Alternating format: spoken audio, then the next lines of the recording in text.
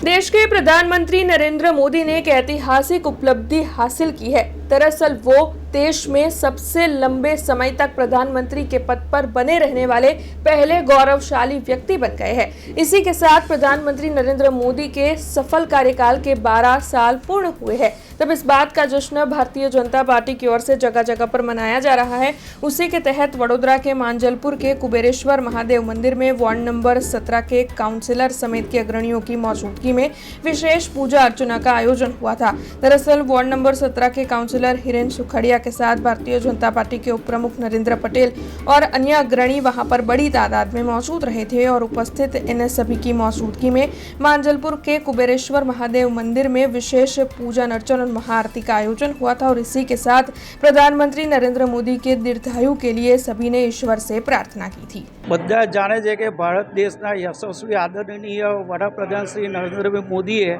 આજે સૌથી વધારે સત્તામાં રહેવાનો એક રેકોર્ડ કર્યો છે। આ રેકોર્ડ માત્ર એમના જેટલા દિવસ થયા છે એમાં સતત ભારત દેશનો વિકાસ થયો છે।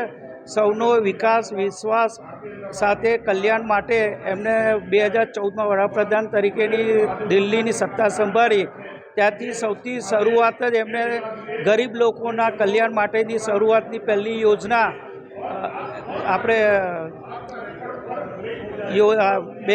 બેંક જેના ખાતા નહોતા જનધન ખાતા ખોલાયા પછી 2 લાખના વીમાની શરૂઆત કરી। એ રીતે જ એમણે જે ગરીબ લોકોની શરૂઆત કરી હતી અને આજે દરેક જાતની યોજનાઓ વડાપ્રધાન શ્રી નરેન્દ્રભાઈએ આપેલી છે અને આગળ આજે આરતી કરવાનો હેતુ એટલા માટે જ છે કે આવું ને આવું મોદી સાહેબ કરતા રહે। દેશને 2047માં વિકસિત દેશ તરીકે જોવો છે તો દરેક લોકોનું આ સપનું સાકાર થાય એની માટે અમે અહીંયા આજે આરતી કરી છે। આ યશસ્વી વડાપ્રધાન નરેન્દ્રભાઈ મોદીના શાસનના 12 વર્ષ પૂરા થયા છે।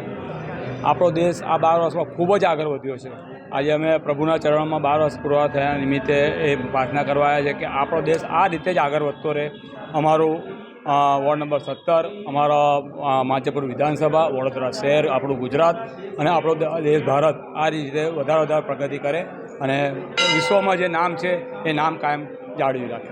हमसे जुड़े रहने के लिए हमारे YouTube चैनल को सब्सक्राइब करें और नई वीडियो की नोटिफिकेशन के लिए बेल आइकॉन को दबाएं।